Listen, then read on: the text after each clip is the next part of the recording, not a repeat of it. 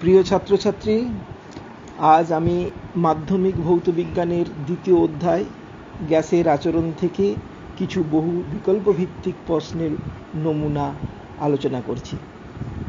প্রথম প্রশ্ন, কোন উষ্ণতায় গ্যাসীয় অণুগুলির গতিশক্তি শূন্য হয়ে যায়?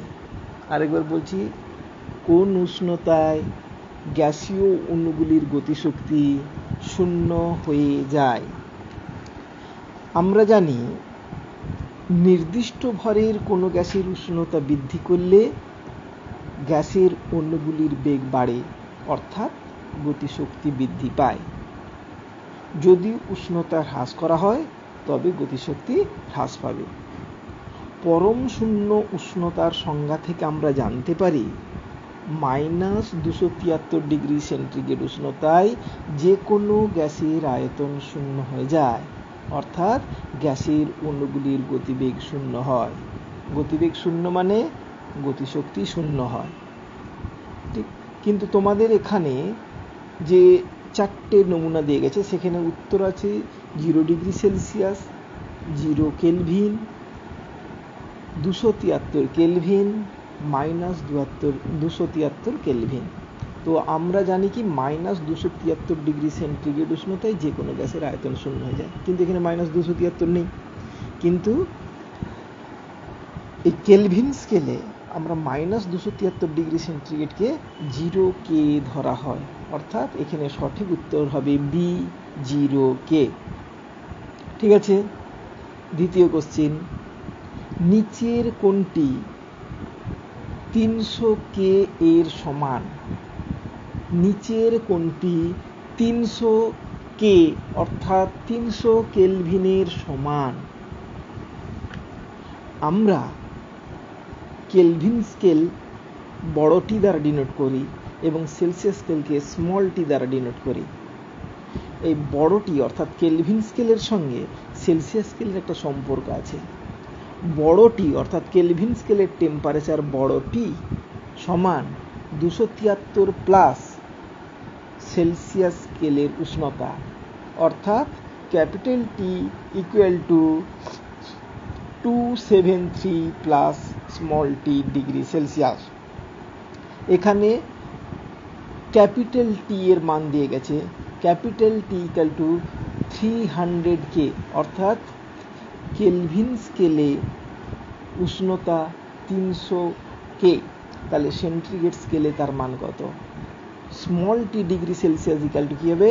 300 মাইনাস 273 ইকুয়াল টু 27°C। তাহলে এর উত্তর হবে বি, 27°C।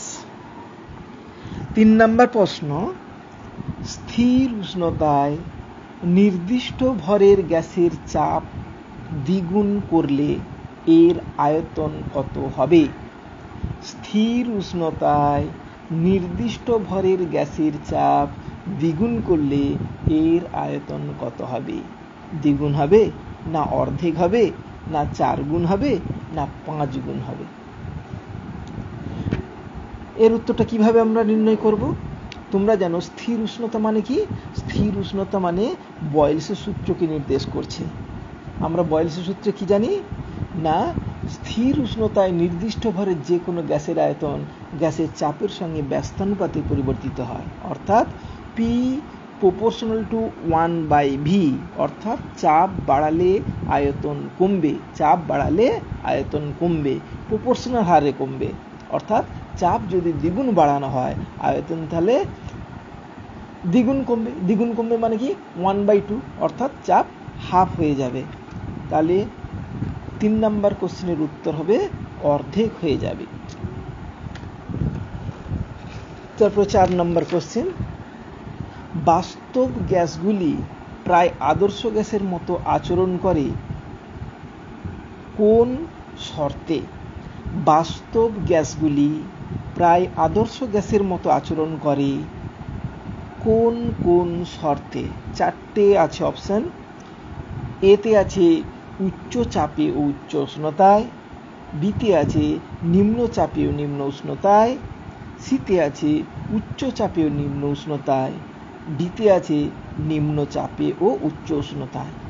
এর উত্তর হবে ডি, নিম্নচাপে ও উচ্চ উষ্ণতায়। কেন না, আদর্শ গ্যাস বলেছি। আদর্শ গ্যাস কাদের বলবো আমরা?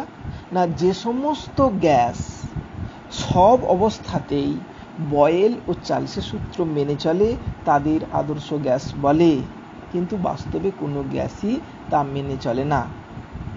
তবে সাধারণভাবে উচ্চ উষ্ণতায়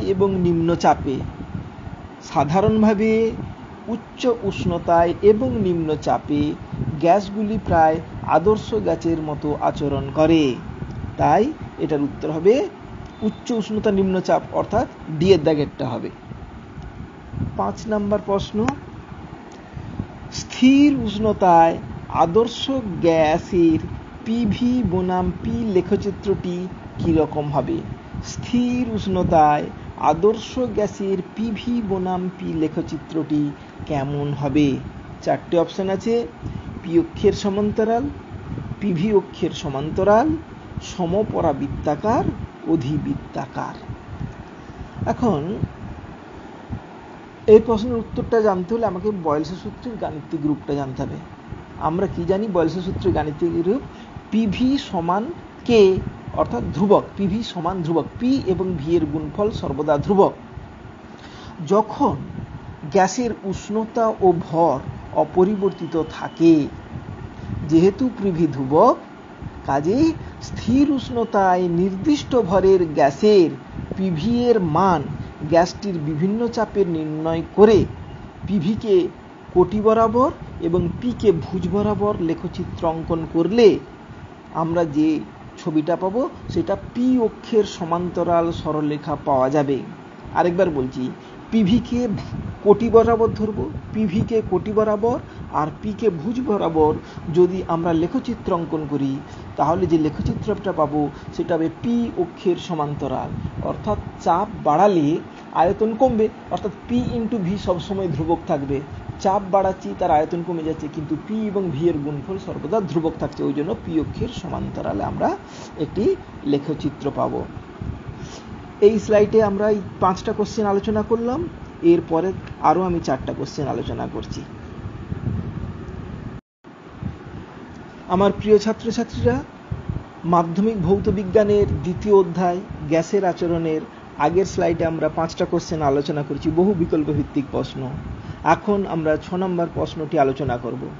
6 নম্বর প্রশ্নে কি আছে না, একটি বায়ু বুদবুদ হ্রদের তলদেশ থেকে উপরে উঠে এলে এর আয়তন হ্রাস পাবে, বৃদ্ধি পাবে, প্রথমে হ্রাস পাবে পরে বৃদ্ধি পাবে, বা কোনোটিই নয়। কোন উত্তরটা ঠিক হবে এইটা আমরা আলোচনা করব। বায়ুর বুদবুদ হ্রদের তলদেশ থেকে উপরে উঠে আসছে। আমরা কি জানি? তরলের মধ্যে কোনো বিন্দুতে চাপ তরলের গভীরতার উপর নির্ভর করে। অর্থাৎ তরলের গভীরতা যত বাড়বে তরলের চাপ তত বাড়বে, পি প্রপোর্শনাল টু এইচ। বুদবুদ যখন হ্রদের তলদেশ থেকে উপরে উঠে আসে তখন কি গভীরতা কমতে থাকে, অর্থাৎ চাপ কমতে থাকে। বয়েলসের সূত্র অনুযায়ী চাপ কমলে তার আয়তন বাড়বে, অর্থাৎ এখানে কি হবে, বুদবুদটা যখন উঠে আসবে তার আয়তন বৃদ্ধি পাবে। ঠিক আছে, অর্থাৎ উত্তরটা হবে বি, বৃদ্ধি পাবে।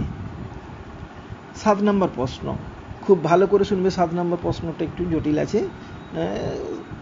এসটিপিতে অর্থাৎ standard temperature and pressure, STP standard temperature and pressure, এসটিপিতে 2 gram hydrogen, 28 gram nitrogen, 44 gram carbon ডাইঅক্সাইডের মধ্যে কোনটির আয়তন বেশি? আমরা কি জানি? স্থির উষ্ণতায় ও চাপে 1 মোল অণু পরিমাণ যে কোনো গ্যাসীয় পদার্থের আয়তন সমান। আরেকবার বলছি, স্থির উষ্ণতায় ও চাপে অর্থাৎ এসটিপিতে 1 মোল অণু পরিমাণ যে কোনো গ্যাসীয় পদার্থের আয়তন সমান, অর্থাৎ 22.4 লিটার হবে। এখানে দেখো 2 গ্রাম হাইড্রোজেন মানে কত? 2 গ্রাম হাইড্রোজেন মানে 1 মোল হাইড্রোজেন। 28 গ্রাম নাইট্রোজেন মানে কি? 1 মোল নাইট্রোজেন। 44 গ্রাম কার্বন ডাইঅক্সাইড মানে 1 মোল কার্বন ডাইঅক্সাইড।